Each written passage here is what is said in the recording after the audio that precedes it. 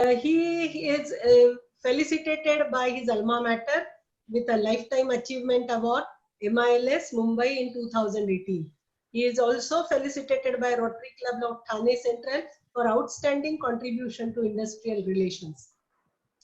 Mr. Patwardhan, as an independent director on the boards of MSL Driveline Systems Limited, formerly known as Mahindra Sona Limited, during 2015 to 19, and also was a president of Rotary Club of Thane Metro for the year 17-18.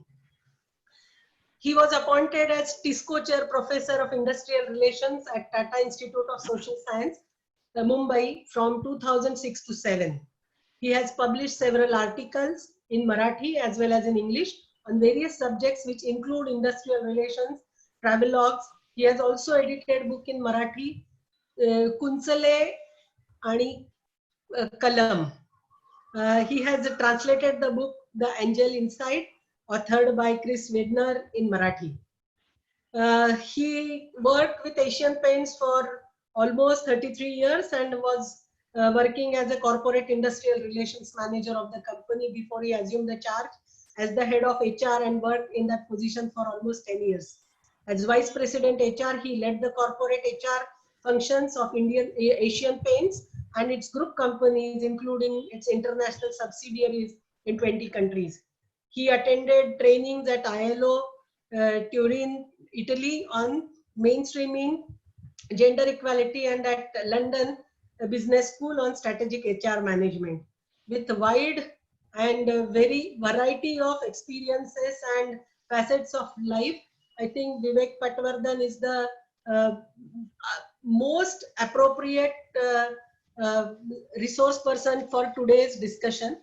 I'll just mention that today we are in such a transient stage in the society.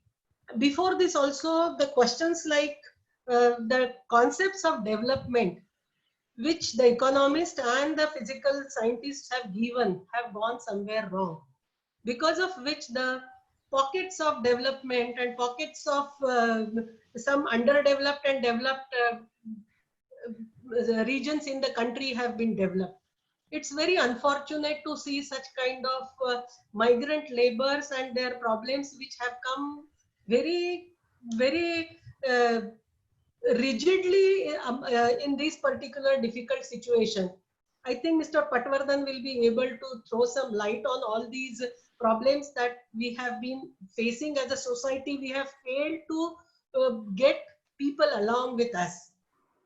I'll request the President, Bombay Management Association, Professor RSS Mani, to welcome him formally and give his remarks at the beginning, and then request Mr. Patwardhan to take over for his session today.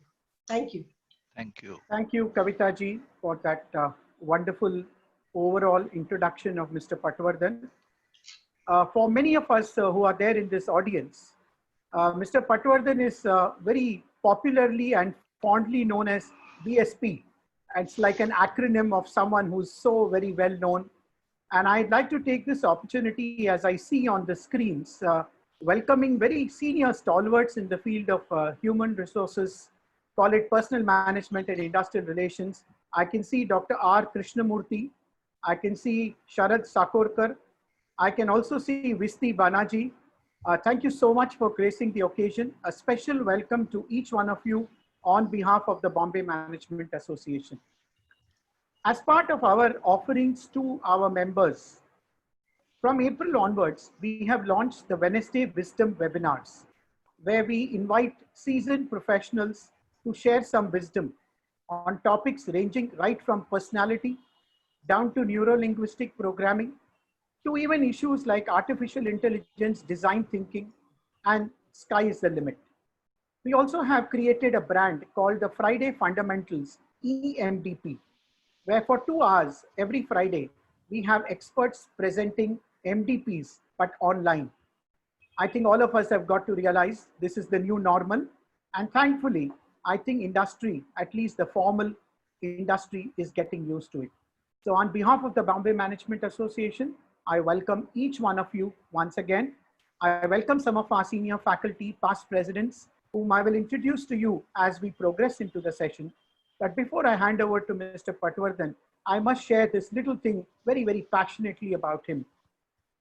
Year 1987, there was this guy called Mani who was a student at the Tata Institute of Social Sciences. And he went to do his internship at Asian Paints at the Bhandup factory, which was about to be closed for various reasons of business. And everybody said, your project is going to get cancelled because you've gone to a place where they're going to shut down the factory. And then I happened to meet Mr. Vivek Patwardhan. And thankfully, he just said the reverse. He said, I need someone who can give me a fresh perspective, talk to employees, give me some feedback in an unbiased manner. And I think I would place on record the learning there has perhaps taken me 32 years into HR. And I think that was a wonderful foundation. Thank you so much, Mr. Patwardhan. We always cherish that affection, that lovely bit of commitment to training people in the HR profession, which you do so passionately. Over to you. Thank you very much, Professor Mani, and thank you very much, Dr. Kavita Lagate, for the introduction and for those good words. And thank you again for inviting me to address this webinar. Actually, 1 minute. I have, frankly, I have got associated with this NGO Arohan in the last 2 years, and I'm seeing a very different world. I knew that it existed there, but you know, knowing it is different and actually seeing it is different. So it left a big mark on me, and I started reading more and more about this. I'm a newcomer to this entire field of developmental sector, but when COVID pandemic happened, okay, the issue of migrant labor came in the limelight. And that's when you asked me to speak on a subject. You know, I thought I will at least initiate a debate on this. That's the I can't claim to be an authority on the subject, but let's start a debate on this subject. That's the purpose with which I have come. So the subject of my seminar is really migrant labor and the urban poor. Am I audible very clearly? Absolutely, loud and clear. Yeah. So the subject of this seminar is migrant labor and urban poor. And I will also discuss employment guarantee schemes, and a very novel scheme which is being talked about is based on right to work.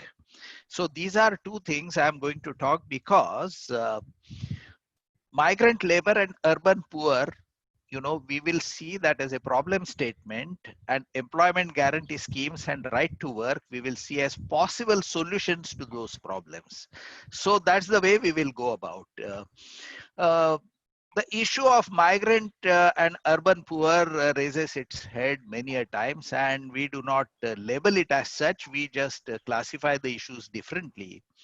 When Shiv Sena launched agitation against South Indians in late 60s, when we had just entered the college, okay, the migrants actually came into the limelight. And in mid 70s, lot of skilled workers, they migrated en masse to Middle East. That was another migrants issue. In recent times, the movie Slumdog Millionaire, okay, it again highlighted the same issue. The ban on dance bars, which made 75,000 bar girls out of job, and many of them came from outside the state, was also a migrants issue. And so also settlements of Bangladeshi people in the city, it also highlighted the migrant issue. But the recent exodus and the political battles have raised sensitivity to the social issue of migrants and the urban poor. So this is what we are going to discuss today. Let me begin by talking about who are the migrants. And we use the term migrant in a very generic sense, but specifically speaking, some groups fall within the term, while other groups might not fall. I mean, other groups might be outside it. When people move willingly from one place to another, leaving their hometown or village, they are called migrants. Usually the reason is finding employment, and some people move to another place within the same district, or they might move to another place to in another district, or they move to another state. This is all internal migration, and some people move to another country. It could be for employment, it could be for education. Now we know that they are called immigrants. A few years back, you will recall a photograph shocked the world. It was of a boy who was dead and lying on the beach, a 3-year-old boy. That brought the problem of refugees in the limelight. A large number of people were leaving their country because of war and persecution. Unlike people moving to other cities, they do not leave their homes in search of employment. Persecution and war forces them to leave their country of residence. So they are refugees, and many of the refugees are also asylum seekers. Recently, Vijay Mallya has sought asylum in England, fearing persecution in home country India. He is not a refugee, but he is a migrant certainly. And there is another class of people who are displaced. We are familiar with the case of several thousand persons getting displaced as a result of Narmada Sarovar Dam construction. Displaced persons are migrants, generally speaking, but they are forced to move out of their villages and often given alternate place for residing and farming. Similarly, there are some reported cases where people have moved out of their villages because of rising sea levels. They are displaced because of the environmental changes. For me and for many of my generation, the word migrant was associated with gypsies. It was associated from our childhood. Incidentally, gypsies all originated from northwestern area of India, and they have moved to the European countries where they are now called Romano. But all gypsies from northwestern side of India. I started reading about migrant workers when I first went to Trinidad, Fiji, and later to South Africa. Beginning late 19th century, the British government transported several men to these countries to work on the farms, mainly the sugarcane farms. The plight of these migrant workers is heartrending. These were poor men and women. Many of them were destitute women or widows who traveled in search of livelihood. They were slaves in disguise and they were exploited. And believe it or not, some aspects of international assignment policies which modern day multinational corporations have today have originated from the contracts of those indentured workmen. And this is very interesting part. I'm bringing out these differences because problems of each group are different, and so are the solutions. I would like to now take a look at some statistics which will tell us the magnitude of the problem. Firstly, the International Organization for Migration says that there were 214 million international migrants in the world in 2010, and it was thought to be an underestimate. That number would have increased several times in the last 10 years. In addition, there were 740 million internal migrants, out of which 200 million migrants are from rural China to the cities in China. So, how many migrants are there in India? Now, we are informed that the total number of internal migrants in India as per 2011 census is 45.36 crore, or in other words, it is 37% of country's population. The largest number of migrants, 39%, come from cities come to the cities from UP and Bihar, and that probably because of the abject poverty we see there. What is the effect at the cities? So here is some statistics. Ahmedabad has an estimated uh, 1.3 million circular migrants. Circular migrant means they come to the city and maybe go back within a year. Uh, these are very often people brought through the contracts. And they account for almost 17% of its population. So 17% of Ahmedabad's population is all migrant workers. Surat has the highest ratio of migrants to the country, forming 58% of total population and 70% of its wage workforce. So in Surat, probably the migrants are outnumbering the locals there. This is the state of affair. So what do they do in the cities? A study was conducted of about 3,000 people in 17 different resettlement areas. And it tells us that about 55% of migrants take up job in the industry. And about 25% are self-employed as skilled jobbers like plumbers, carpenters, masons, hawkers, etc. because they do not get to work for all days in the month. Many of them remain unemployed. They own a pan bidi shop, pan bidi thela or istriwala. I mean, these are the kind of things they do, or they sell fruits and vegetables. Some people would drive taxi. And about 20% remain unemployed. So 55% in the industry, large part of them work as contract workers, 25% as self-employed, okay, like plumbers, carpenters, hawkers, or whatever, who do not get full-time jobs or who do not get jobs on all the 26 days, and 20% remain unemployed. So most of the migrants move across the districts. There is a large population of inter-district migrants, and manufacturing industry has moved out of Mumbai, and as you know, it's largely now in other cities. Pune, Chinchwad, Pimpri Belt has a large population coming from other districts, and that's where the manufacturing has moved now.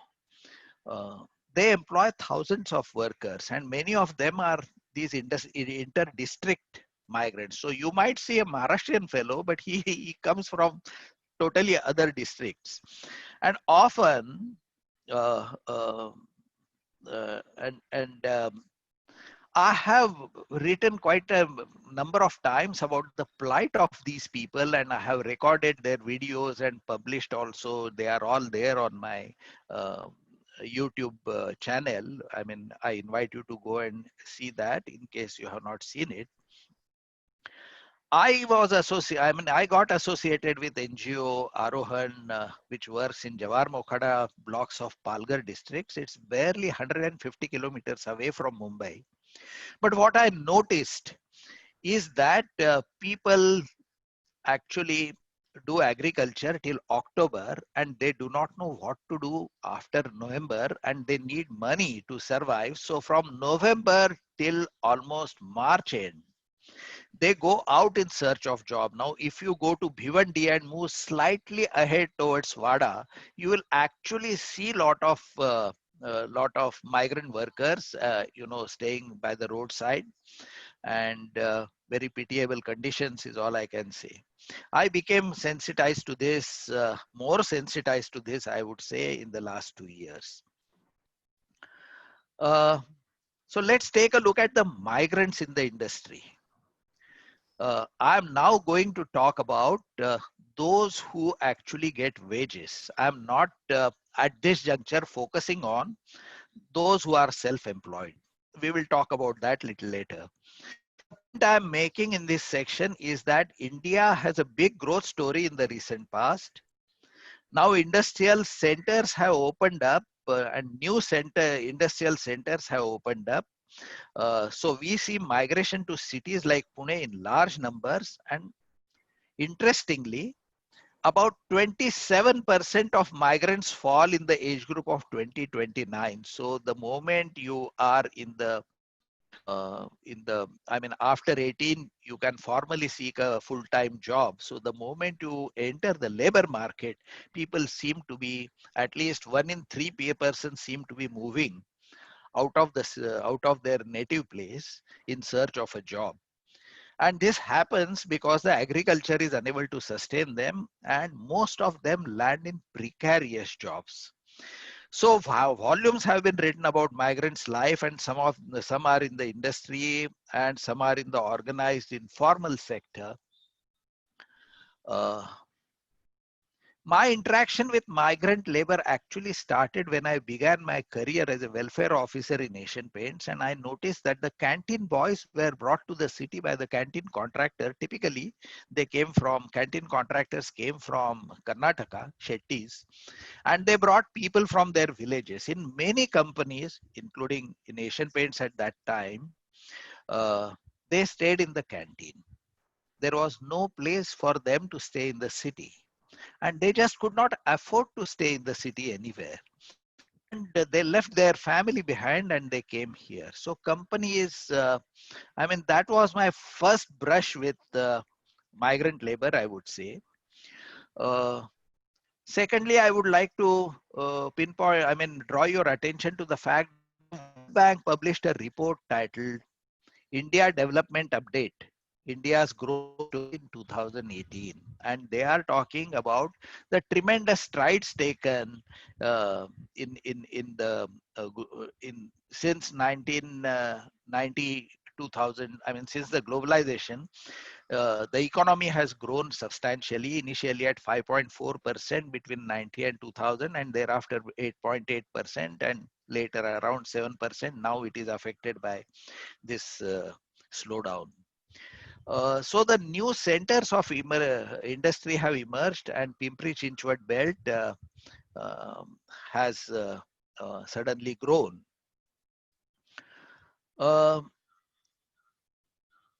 so uh, our government, unfortunately, or whatever, this is a trend all over the world, has adopted neoliberal policies which have weakened the trade union movement, and simultaneously they have ignored the implementation of labor laws. As a result, the contingent labor, and when I talk of contingent labor, I am really talking of contract workers, trainees.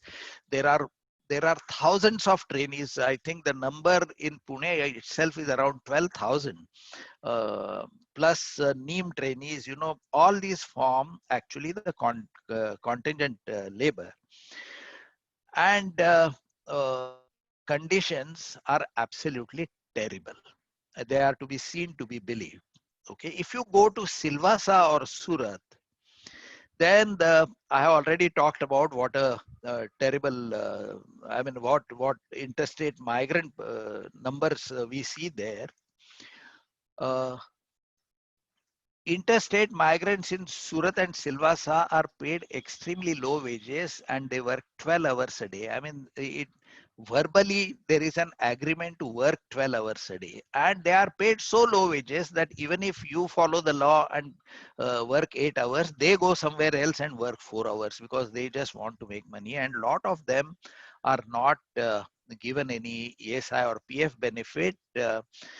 If they get injured and stay away from the job for a little while, they are just replaced by somebody else. Their wages are low, and about 40% of wages are spent on paying rent. So you will have to imagine finally can save at all.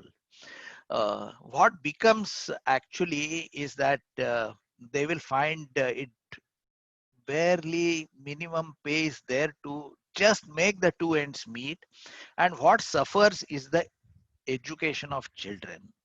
Now, education has been the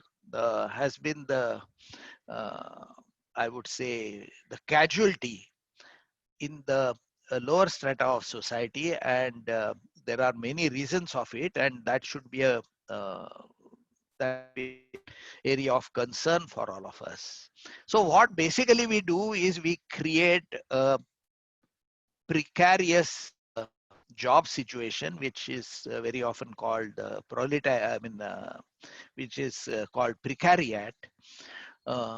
Ideally, there should be 7 types of security which we should be able to provide to the working people. And these are the 7 types of security. I will not read it out, but you may have read it because the slide was on. Basically, almost all types of security are denied to people who are migrants and work at the lowest level in the industry. So there is no job security. They face arbitrary dismissal, and there is no representational security at all. They can't voice their problems. There is no income security. I mean, there is no security, and there is no opportunity to gain further skills and move ahead. So we are in a very terrible situation here. And the number of persons employed like this runs in several thousands. Situation has changed drastically post COVID, and it has become, I would say, the pendulum has moved to the other. And believe it or not, this is the situation. Okay, the latest news from Pune about the latest employment scenario is very interesting. The labor supply post COVID, that is from May onwards, is short. There is a shortage of labor, skilled labor.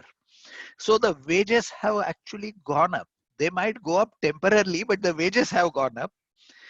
Now, in my when I joined industry and when we had Pepsi and Coca-Cola there, we used to read about the war between Pepsi and Coca-Cola pinching each other's managers. But Lokmat, the local daily actually carried a big story on how skilled people are being poached by other industries. So if you have a skilled fellow and other industry requires him, they pay a higher amount, but come here because there is a labor shortage. Now suddenly we are finding that situation has changed drastically. And how long it will last, we do not know.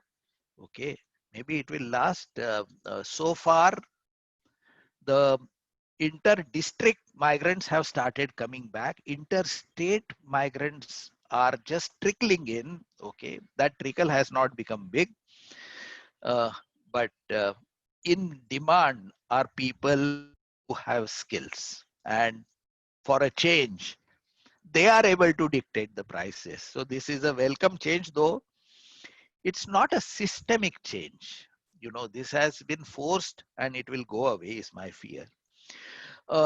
We are talking of migrant labor and urban poor. So let's talk about the urban poor. And I asked myself, who can be called urban poor?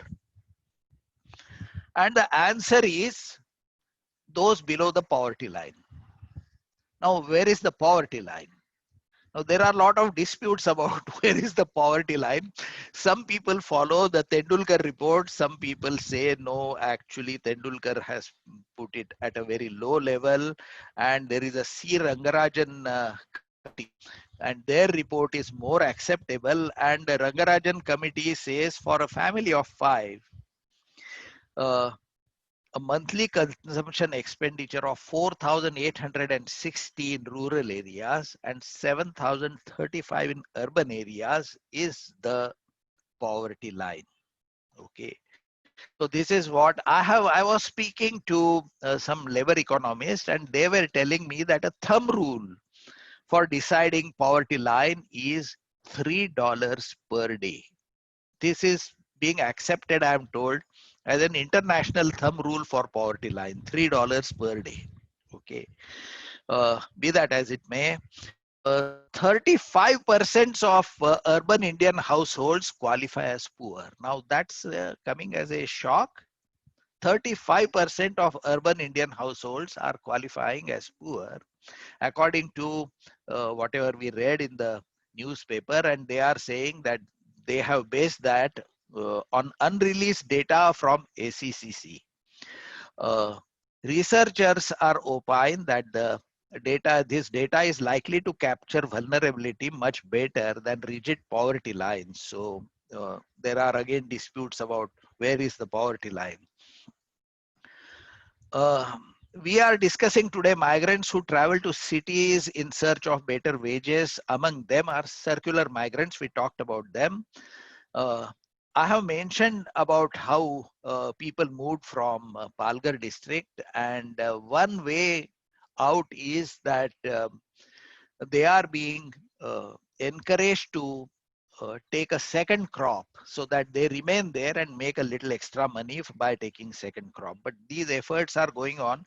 A lot of NGOs are helping the villagers there and farmers.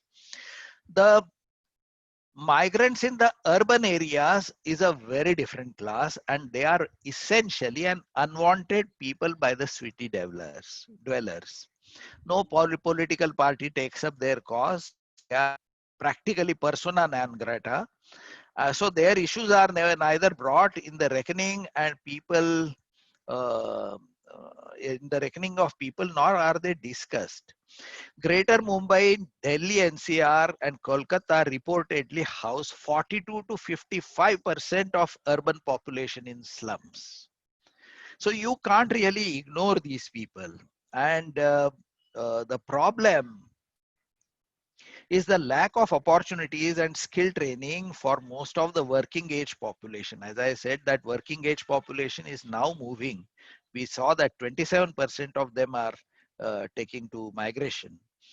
Now, over the years, a shortage of adequate investment in quality of education and basic services like health, sanitation, waste management, etc., has had its consequences. It has led to generations of malnourished, uneducated, unaware, and unskilled or semi-skilled people who find it difficult to find a decent paying job. Now, that is a very big issue. Staying away, these migrants very often do not have ration cards because they lack local domicile, lack any identification proof. If employed, they do not have formal employment contract. I mean, a lot of MSMEs, they just employ people, but they do not give any formal contract. So they do not get any social security benefit, which I mentioned earlier also. And their housing is not even recognized. They live in shanties and pavements. We know that. Sanitation is a problem.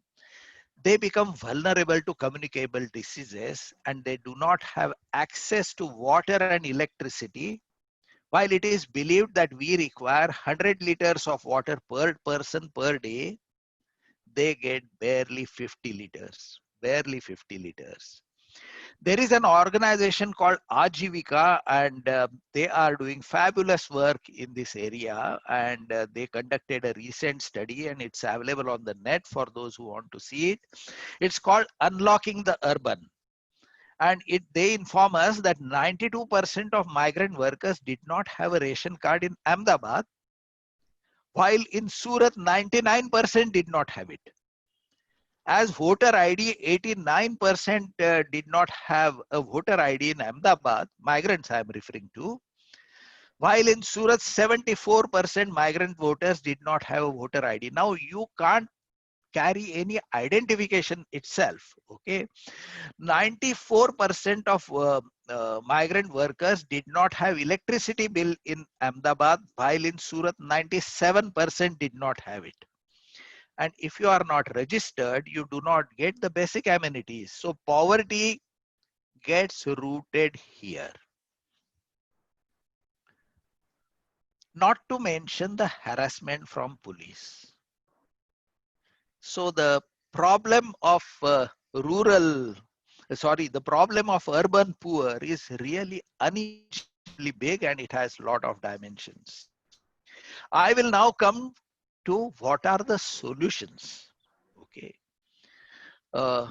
There are three clear lines of thoughts when it comes to finding solution to this problem of urban poor, as far as I understand it. First is providing universal basic income. And second is urban employment guarantee scheme. And the third one, a scheme based on right to work.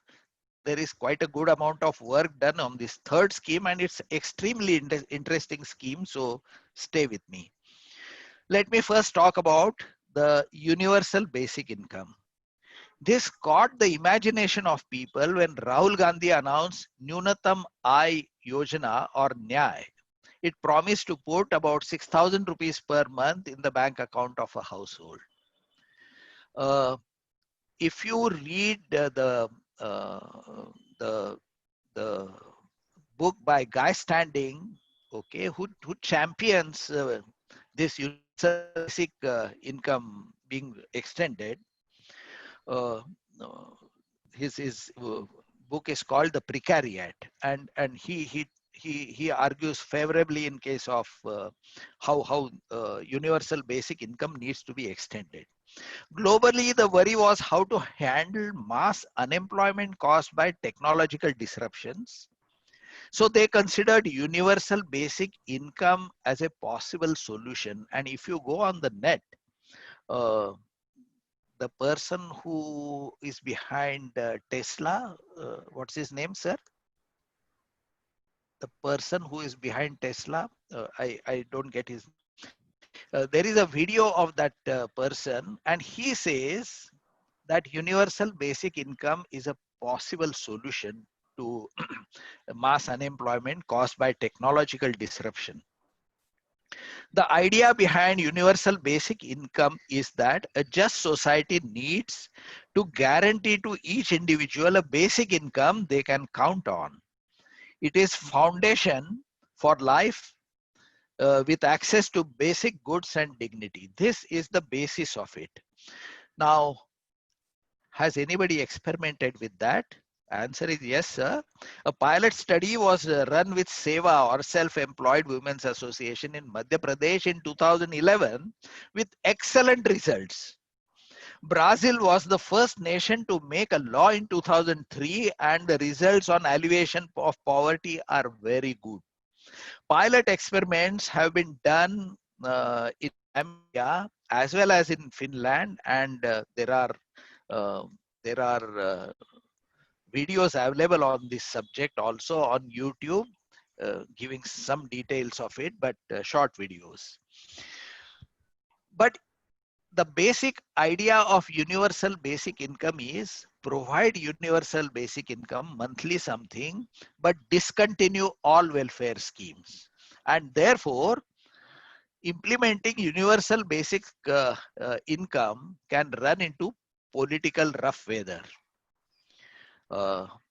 We will now move to the urban employment schemes, and there are some employment guarantee schemes, and the mother of all employment guarantee schemes is Manrega. Frankly, Manrega is a latest christening of the scheme. Maharashtra came out with that scheme much earlier, I think sometime in 1972 or something like that, when there was a drought and famine in Marathwada. So they came out with what was called Maharashtra Rural Guarantee Scheme, which later on was picked up, and an act was made, which is now Mahatma Gandhi National Rural Employment Guarantee Scheme, or a Guarantee Act. Now that Manrega, as it is popularly called, offers 100 days of work per household. The purpose of the scheme is to enhance livelihood security of household and reduce migration. So Gram Sabha decides the choice of work. So Gram Sabha says that we want to dig wells, or we want to make road in our village, or we want to make check dams, and those proposals go up, and they are converted into Manrega work, and for which people who are applying for that work, they get paid minimum wages. Actually, it works out to slightly less than minimum wage, but minimum wage is what they get paid. that's the claim, to those who work on these assigned work. Now, if the work is not provided, although you have applied for work, then an unemployment allowance is given. And this is interesting. The government has given a guaranteed employment of 100 days. So if it fails to provide work, then it has to pay unemployment allowance. Somewhat on this model, Azim Premji University has proposed a beautiful scheme.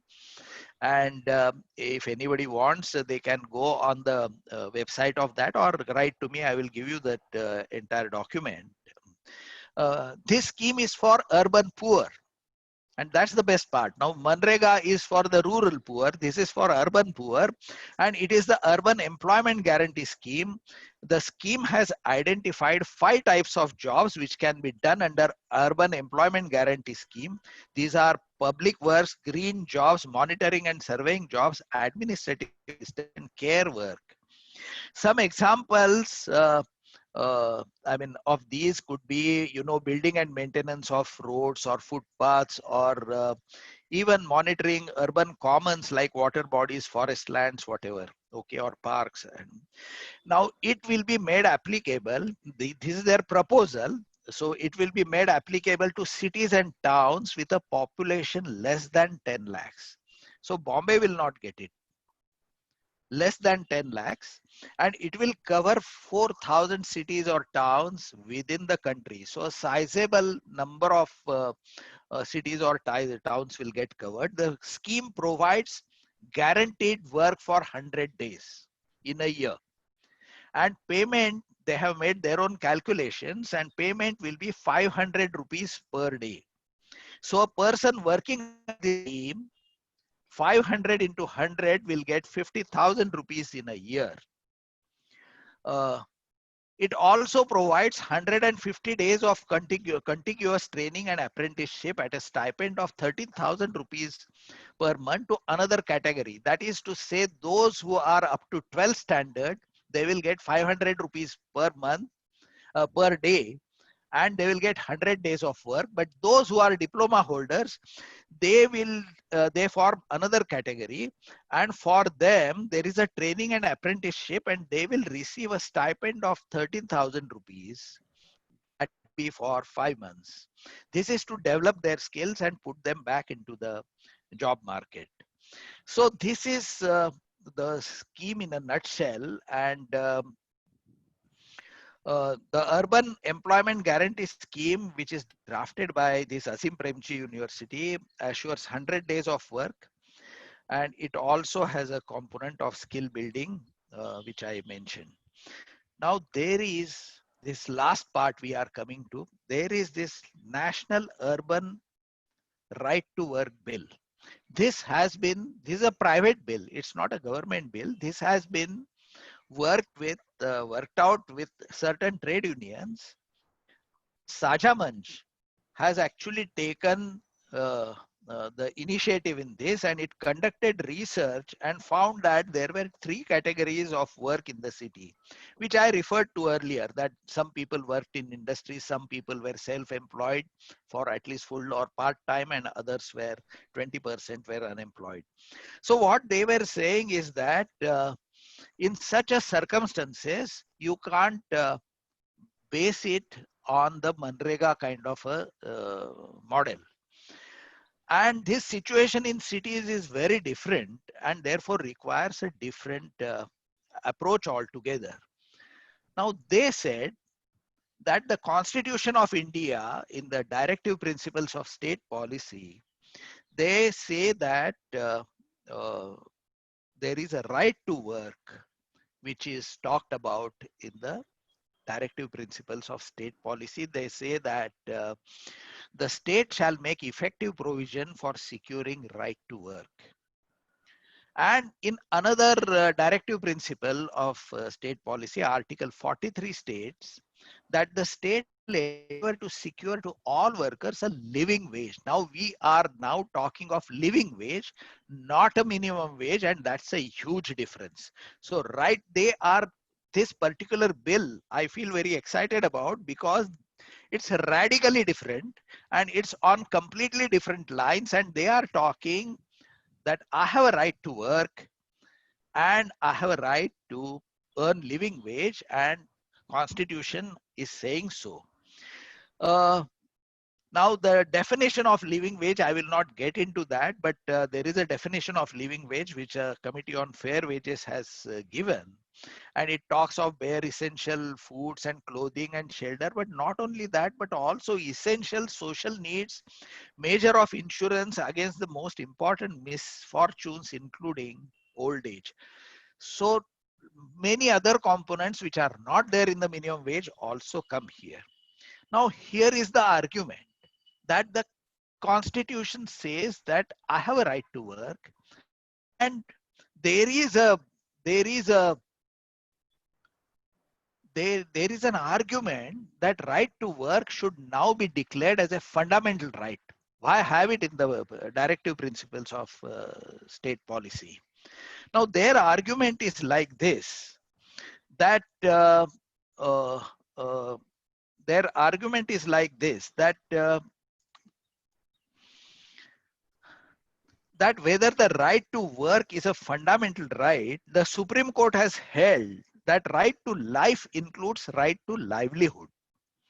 So the deprivation of right to work, which is a livelihood, amounts to deprivation of right to life. But so far, right to work is not expressly recognized as a fundamental right, but there are arguments that it is coming very close to that, and we are just one step away from it be getting recognized as a fundamental right. So here we have two well thought out schemes. One is the employment guarantee scheme, which gives a guarantee for 100 days work at 500 rupees per day, only for 100 days. The other based on right to work and right to living wage, which both the court must provide, government must provide. And I would like to submit that some countries like UK have actually calculated living wage, and it is 10.75 pounds per hour in London. What is it here?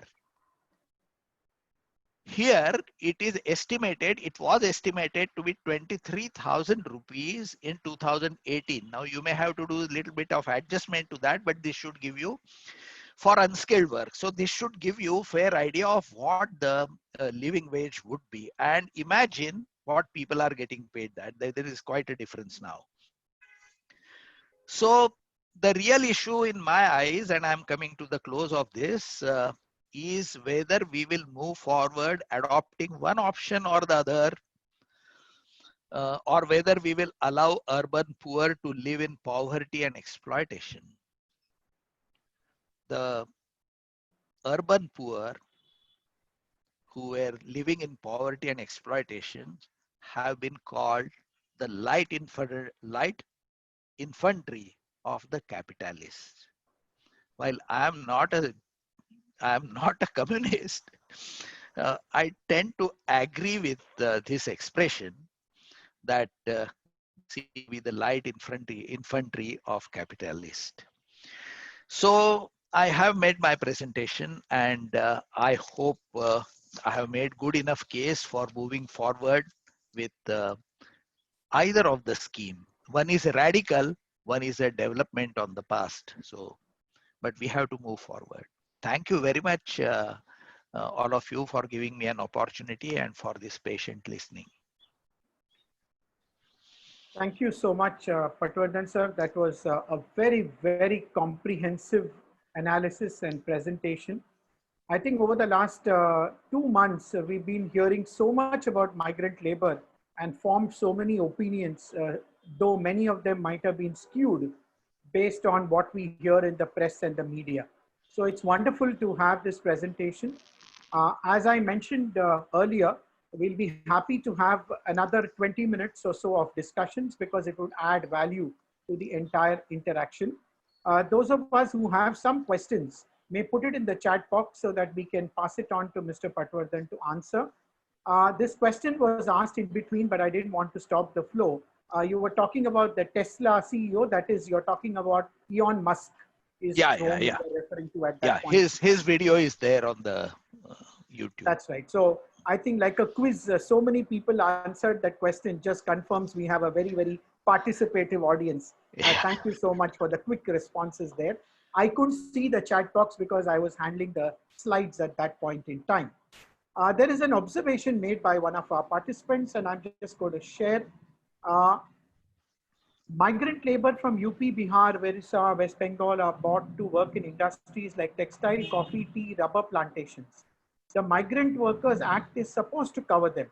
However, the contractors bring in large number of people who stayed in crowded shanties arranged by the contractor, and many of them are exploited. Your comments? Yeah, this is absolutely true. This is absolutely true. And the problem is that the government has not assiduously implementing certain labor laws, which they ought to do. And I am reminded of the agitation launched by women in Kerala. If you recall, it was there about 4 or 5 years when they stopped all the work in tea estates, and they said that you need to take care of us. And it snowballed into something very big. So, but why these things should be, we should reach? I mean, there are minimum obligations which need to be complied with, and people have to comply with those obligations, and they are unfortunately able to get away with that. We require political will to implement labor laws. Another question, and they're asking you to throw some light about illegal immigrants or illegal migrants. Yeah. Frankly, I have precious little understanding of the subject, to tell you the truth. Okay, there are illegal migrants, and many parties are howling mad, at least in Bombay, about against them and sending them back. But illegal migrants, and they came into bigger limelight because of the President Trump. You know, he faced a lot of illegal migrants from Mexico, and he dispatched them back. So the point is that these migrants provide cheap labor and they get used. Okay. I do not have any clear thought about how this problem can be solved. I do not recommend Donald Trump's way of operating either. There has to be more human way of sorting this out. But honestly, this is a highly complex solution. I mean, complex problem. You throw some light on the issues pertaining to migrant workers as defined in the Interstate Migrant Workers Act. So what exactly? No, can we not have some cognizance of this and try to help out these migrant workers? Yeah, but who is supposed to do that? And there are responsibilities are fixed very clearly. Every law fixes the responsibility very clearly. I must name a company because they have done something good. So I'm going to talk about a company, Bosch, for instance. Okay, found that they had a large number of people coming from Tamil Nadu and Kerala when the lockdown was declared, and there was no way they could have gone back. Okay, so for 2 months, Bosch actually supplied them everything that they needed, including 3 meals a day and everything. Okay, so wonderful work done. So some people take take the moral responsibility as well, not just financial responsibility, but moral responsibility. But we find that laws are today observed only in the breach. I have also written a blog about women workers. Now, many of the people have closed down the creche, and in one factory there were 350 women workers. Now they can't take the child to the factory, and there is no creche there. and they can't leave it at home because there is nobody to handle it at home. Now, how will they work? Okay. So people have taken some measures which they ought not to have taken. Companies like Bosch have gone all out to help their own people. We have all people, but the law fixes responsibility very clearly. And why can't it be observed? Now, this Interstate Migrant Workers Act, okay, there is a lot of people in HR who said that we heard it for the first time. Now, this is because it was never implemented. Nobody says we have not heard, we heard Factories Act for the first time, right? So if you don't implement your own laws, though. Yeah. I think it's more a matter of the will to do it than Yeah, the absolutely. entire framework. Absolutely. A nice observation made by one of our participants, Mr. P. Shankar. Yeah. Just to share for everybody's perspective, and Mr. Patwardhan, if you would like to add, I'm reading what he has said. In many tenders abroad, the contractor is supposed to provide the minimum facilities that need to be provided to the workers, including long-term contract workers where company provides health and education facilities for the families. Do we have any such examples here that you are aware of? Contractor providing facilities? And even health and education right up to the family level. No, I'm not aware. Honestly, I'm not aware. But I think that's a good point. It just indicates the way ahead in terms of inclusive approach to taking care of these people. Absolutely. Another interesting question. What about the people who were working abroad and have come back due to the pandemic, losing their jobs or leaving their jobs? What about employment for these people?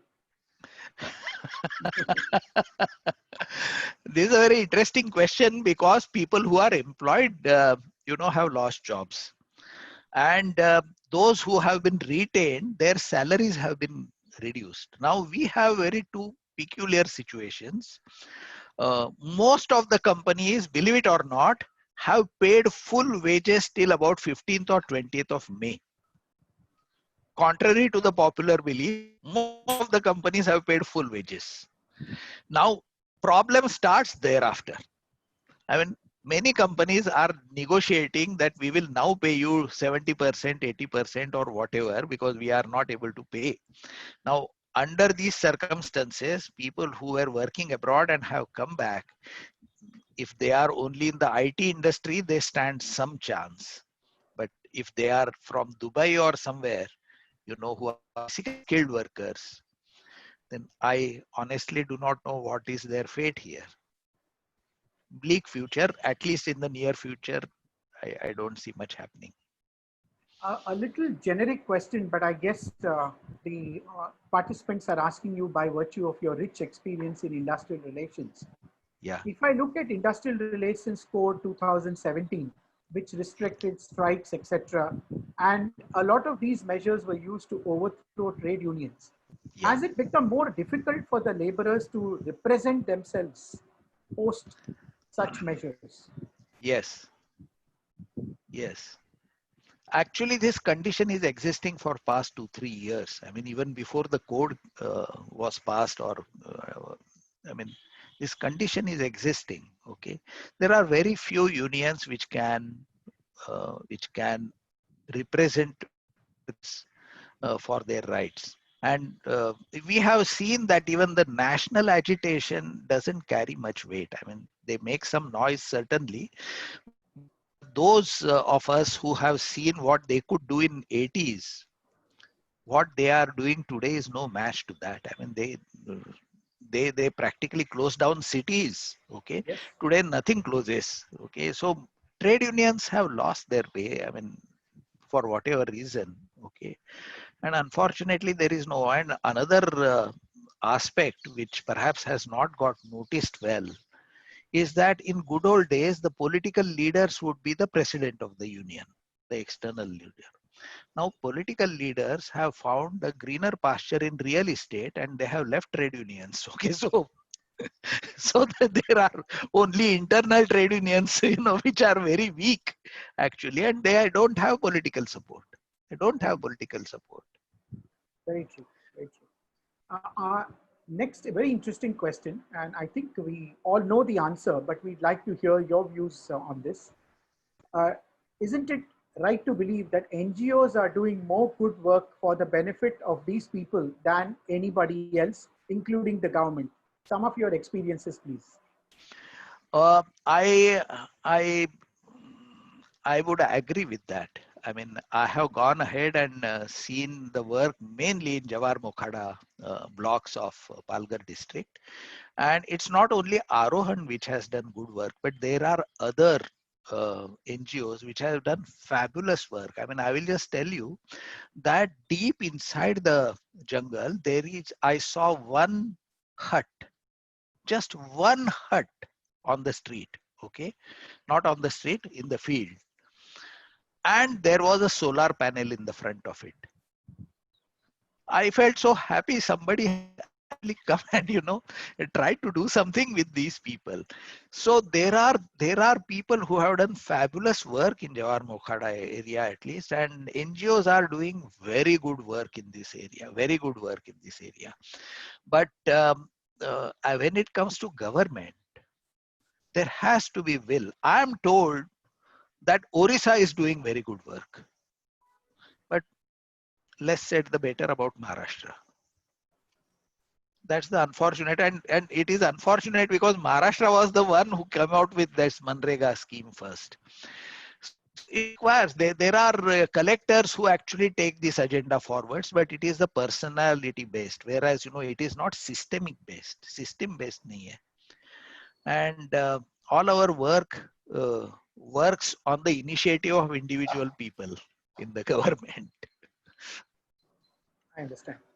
I would like to request one of our participants, a very senior person in the field of human resources and a doyen in the field with over 3.5 decades of experience, Mr. Visti Banaji.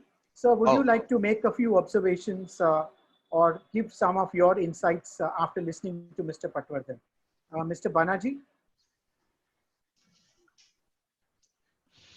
Yeah, just give me a minute. I'll be with you. Please. All right, positive, no problem. Give me a minute.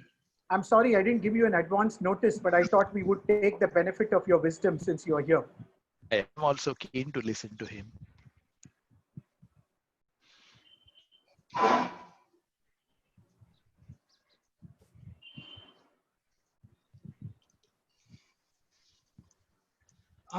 I'm firstly sorry to have kept you waiting. No, not at all. This is a subject in which Vivek is the A to Z. So where I can squeeze in before A or after Z is a bit of a challenge. I must say, as usual with any talk of Vivek's, I learned a lot, especially on the minimum basic income and the employment guarantee fund of information. I have only two small observations which were agitating me, and I'd love to hear Vivek's observations on them. One is that part of the migrant problem has also been caused by the promptness with which industry terminated the precariat which was dependent on it. In fact, even before the lockdown started, people had started terminating contract workers, and of course, it became a flood, and a large part of what became the migration was caused by industry, not just by the self-employed. Now, when it comes to attracting these people back, should we not urge, and Vivek, for both you and me, now it is only a question of urging our colleagues who are still in the seats, that let's get back to durable employment. How do we expect people to be committed, have a sense of belonging, if they can be terminated at the whim of the contractor or the principal employer? And there are study after study showing that the incremental cost of giving durable employment is really marginal.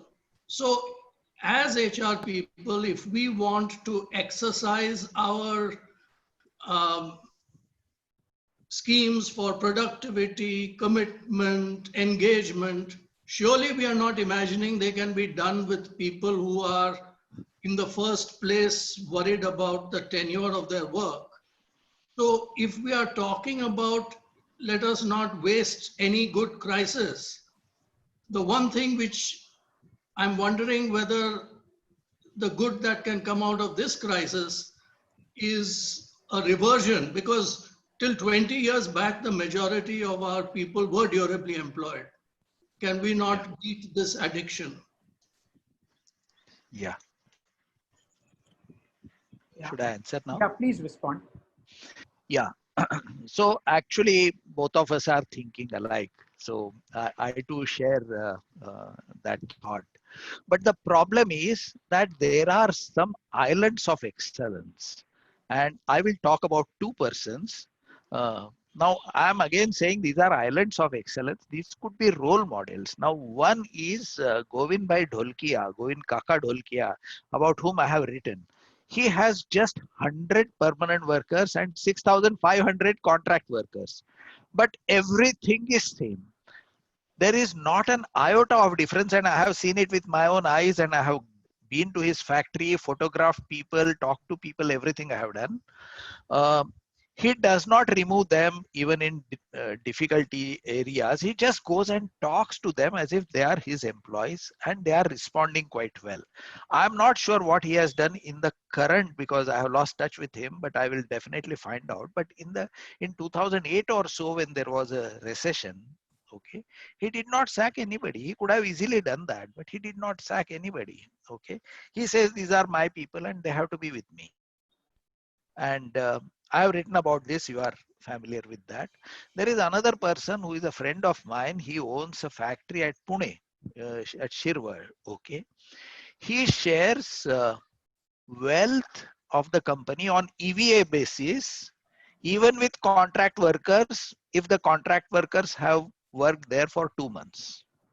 Okay, now that ensures two things.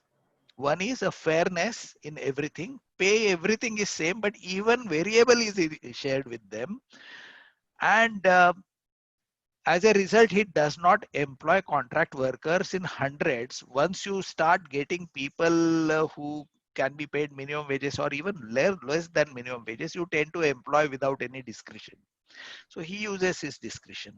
Now, what did he do during this entire pandemic? So he actually called his people and said, I will not be able to pay you full wages during this period, but I will not remove anybody either. Guarantee from my side. But please bear with me. Okay, I'm not such a rich industry with tons of cash that I can take on this burden forever. But I can pay you 50% of wages for longer time, and I will not sack you till end of the year. This is my assurance to you. Okay, it has worked. It has worked. As against that, I know some industries in Pune which actually paid full wages, and after the Supreme Court's decision started coming in, they said, now can you pay us the 30% cut? Okay, so even for the past they were negotiating. What I am saying is that some of these aspects are value based, and you can't teach values. Those who follow good values have implemented it in a very noble way. But one of the way of ensuring this is a clear way of implementing the labor laws. I mean, if you don't implement the labor laws, then I mean the employers will have a field day. And a friend of mine actually said that today we have a situation where a contract worker or a migrant will stand up and ask you, just because I'm available for exploitation, does it mean you should exploit me? And I found that argument quite actually. Wonderful. Thank you so much. That was a wonderful observation from one very seasoned HR veteran and wonderful response by Mr. Patwardhan. Thank you, Mr. Banaji. I'd like to also request one of our former presidents of Bombay Management Association, Mr. Indrapal Singh. He's again been an industry veteran with over 4 decades of experience. Now he's into consulting. Worked with whom we believe is one of India's most respected brands in the heavy manufacturing industry. And I'm sure they've had so many instances of labor and particularly use of migrant labor. Indrapal Singh ji, would you like to please share a few perspectives? You could just unmute and speak.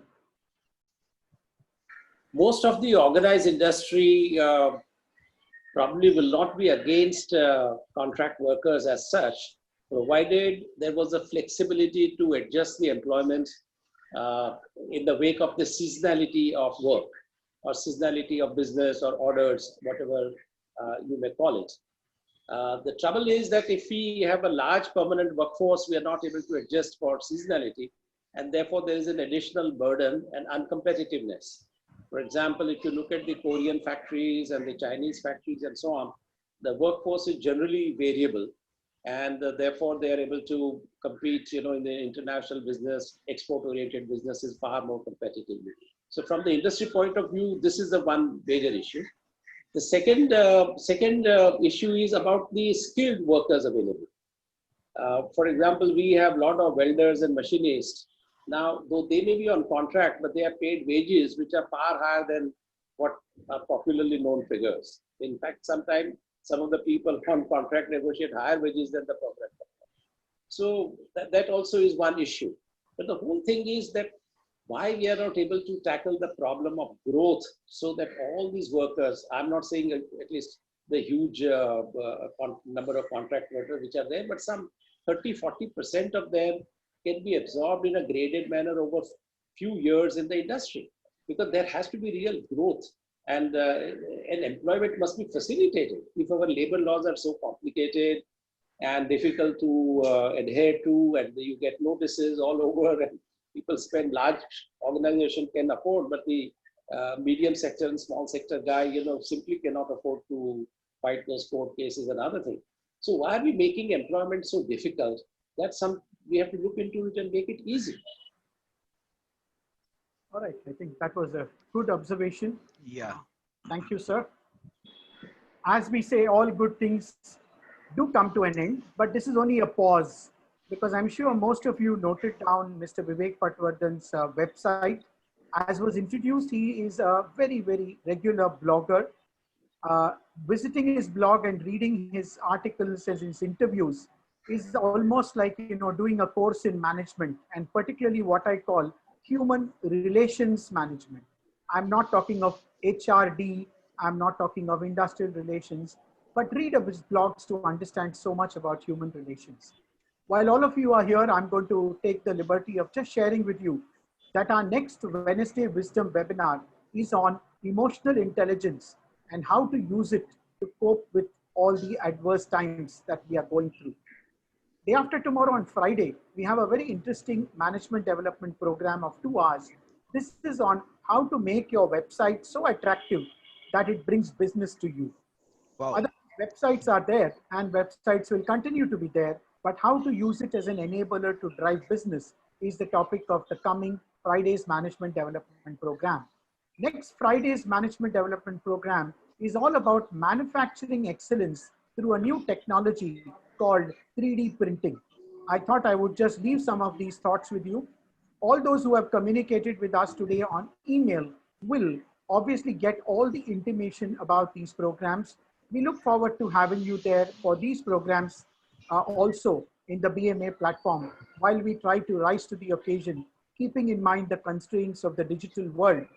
But I think thankfully the digital world has at least given us endless opportunities to learn, which we are trying to take advantage of with the help of stalwarts like Mr. Patwardhan and the entire team of Bombay Management Association, which is working behind the scenes on this whole activity. I will go to a normal protocol that we follow, a happy moment. I request everybody to put on their screens so that we have a group photograph, though it is in the virtual world, at least it stays with us as a lovely memory of all of us who got here today. So we're going to have our group photograph. I can't resist saying this. You are allowed 1 minute to get ready if you want, for some reason, if you are not ready. But having said that, please get ready. We have about 2 screens. Our expert digital photographers from the BMA Secretariat team will take the photographs so that this stays with us as a pleasant memory. You can see yourself in social media and mark yourself present for this event is one of the further objectives in case, right?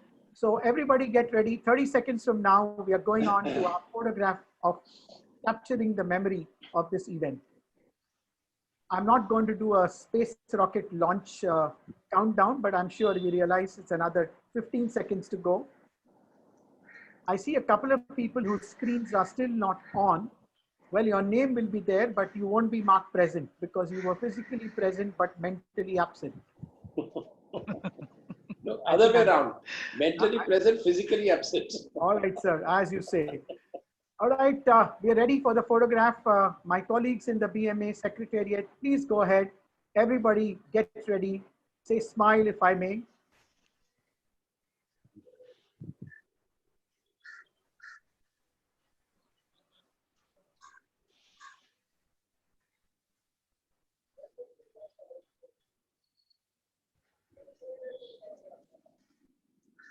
All right, thank you so much for being here this evening. I hope it was a meaningful interaction on a very, very different topic, because everyone talks about routine topics related to management and the latest technology related areas, but I thought we should acquire this wisdom from Mr. Patwardhan. I'm sure every one of us will be motivated enough at least to make an impact on at least one person's life whom we come across as a migrant labor and is facing some problem today. If we can reach out our hand of help to that person, I think Mr. Patwardhan's session would have achieved its objective. Thank you very much, everybody. Thank you very much, and a big thank you from my side too. And at this point in time, I will hand over back to our Vice President, Kavita Lagate. Dr. Kavita Lagate is the director of the Jamnalal Bajaj Institute of Management Studies, an institution of prestige and repute. I'd like her to make the final comments and conclude this webinar. Over to you, Kavita.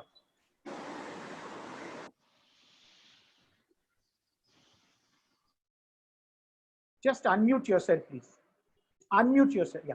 Yeah, so thank you very much, Mr. Patwardhan. It was really very engrossing and very informative session. We all have enjoyed it. Thank you very much. And to all the participants who have taken time out to come and attend this webinar on Wednesday, thank you, a big thank you.